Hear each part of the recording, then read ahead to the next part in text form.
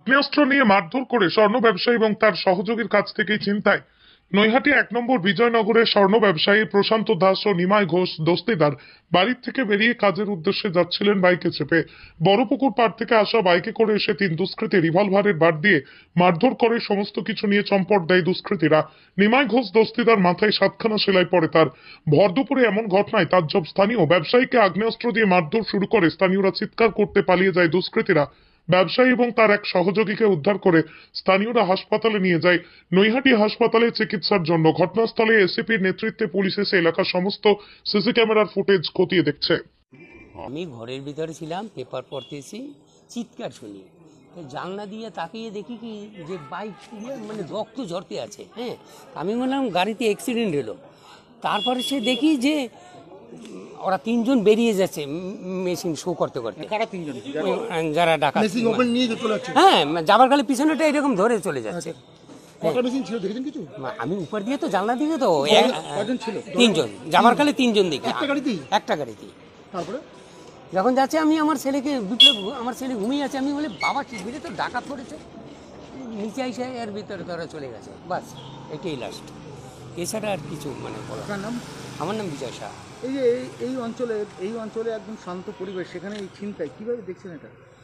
এটা কি মানে চিন্তাই, এটা কি আর ভালো ঘটনা? মানে ক্রিমিনাল ধরা পড়ুক, শাস্তি পাক, এটাই আমরা চাই। তুমি কোথায় বলতে পারছি যদি একটু বলেন যে কি ঘটেছিল। ঘটেছিল, আমরা গাড়ি নিয়ে আসছি, স্টেশনের দিকে যাব। ডাক্তার নিত্যানন্দ স্যার বাড়ির সামনে একদম একটা বাইক সামনে দিক দিয়ে এলো, এসে আমার গাড়ির সামনে একদম কাত করে দাঁড় করিয়ে দিল। তো আমার পেছনে আমার এক ভাই ছিল, সে বলল কী রে, কীভাবে গাড়ি চালাস? তারপরে ওরা আর কোনো কথা না বলে মাঝখানে ছেলেটা নেমেই বলছে ব্যাগ দে, হাতে মেশিন, কপালে ঠেকিয়ে দিল। তারপরে ওর থেকে ব্যাগ টানছিল, আমি যখন ব্যাগটা টেনে ওর কাছ থেকে নিয়ে নিই, ওরা দুজন আমার মাথার উপরে মারলো। তখন আমার সেন্স ছিল না, আমি নিচে বসে পড়েছিল। মেশিন দিয়েই মেরেছে হয়তো। তিনজন ছিল, একজন গাড়িতে বসেই ছিল। না, দুজনের হাতে ছিল। ব্যাগে আমাদের জিনিসপত্র থাকে কাজে, সেই জামা প্যান্ট, টাকা পয়সা, এইসবই আর কি, সামথিং কিছু ছিল। আমার নাম নিমাই ঘোষ।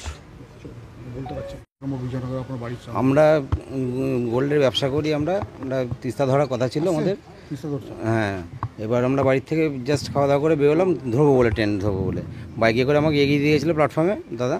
এবার পিছন থেকে একটা বাইকে এসে হঠাৎ করে আমাদের ব্লক করে দিল। ব্লক করে হাতে মেশিন দিয়ে আমার ব্যাগটা ট্রেন নিয়ে চলে গেল। দাদার মাথায় 2-3খানা বাড়ি মেরেছে, আমার মাথায় মেরেছে বন্দুকে বাট দিয়ে। হাতে দুজনের হাতে মেশিন ছিল। কজন ছিল? 3 জন ছিল। একটা বাইকে 3 জন? একটা বাইকে 3 জন ছিল। আমরা 2 জন ছিলাম বাইকে। হ্যাঁ। কি নিয়ে গেছে ব্যাগে? আমাদের অর্নামেন্টসের ব্যবসা আছে, সোনার জিনিস ছিল আমাদের। ওই ছিল, মোটামুটি ভালোই ছিল। এখনও আনুমানিক বলা যাচ্ছে না, কতটা হিসাব করতে হবে। হিসাব না, লক্ষাধিক টাকা তো হবেই। কেন সোনার দাম? আপনার কাছ থেকে মেরে ধরে আগ্নেয়াস্ত্র দিয়ে মেরে দিয়ে আপনার প্রকাশ্যে ভর দুপুরে, এটাই তো অবাক কাণ্ড। এটাই তো অবাক কাণ্ড। এটা কতটা আতঙ্ক মানে আমাদের জীবন চলে গেল। আমার কোথায় লেগেছে মাথায়? আমার তো এখানে বন্দুক বাট দিয়ে মেরেছে। ও দাদার অবস্থা তো খুবই খারাপ। ওদের 3-4খানা বাড়ি মেরেছে বাট দিয়ে।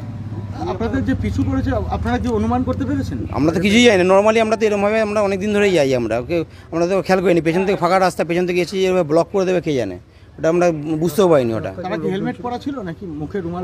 ছবি দেখলাম, ফ্র্যাকশন অফ সেকেন্ডের মধ্যে তো নিয়ে চলে গেছে। আমরা ওই অবস্থাতে হাতাহাতি হচ্ছে, মুখের দিকে তাকানো মানে ইসে করা হয়নি। বাইক দেখা করলো, আমি বললাম কীভাবে বাইক চালাচ্ছি, এভাবে বাইক চালাচ্ছিস বলেই ওরা নেমে গেল। মাঝখানে একটা ছেলেটা নেমে গেল, ওর হাতে বন্দুক ছিল। ও আমার ব্যাগ টেনেছে, আমি ব্যাগটা হ্যান্ডেলটা দূরে ছিল, বড় ছিল বলে ব্যাগ টেনে ধরেছি, আমার মাথায় মারলো। তারপর জোরে টান দেওয়াতে ও দাদা আবার ব্যাগটার মধ্যে টেনে ধরেছে, ওকে 2খানা বাড়ি মেরেছে, মাথা ফেটে রক্তাক্ত অবস্থা করে দিয়েছে। বেশি কথা বলেনি ওই সিচুয়েশনে, আর মানে বাংলাই বলেছে বোধহয় ব্যাগ দে। আশেপাশে তখন ফাঁকা ছিল, একটা টোটো যাচ্ছিল, টোটোটা লাস্টে টোটো করে থানায় সে হসপিটালে দাদাকে পাঠানো হলো। পাশে বাড়ি মেয়েটা ছিল, ওরা চিল্লামিল্লি প্রত্যেকে চিল্লামিল্লি শুনে আমরা চিল্লামিল্লি করছিলাম, শুনে ওরা নিচে নেমে এসছে। থানায় এখন কমপ্লেন করা হলো।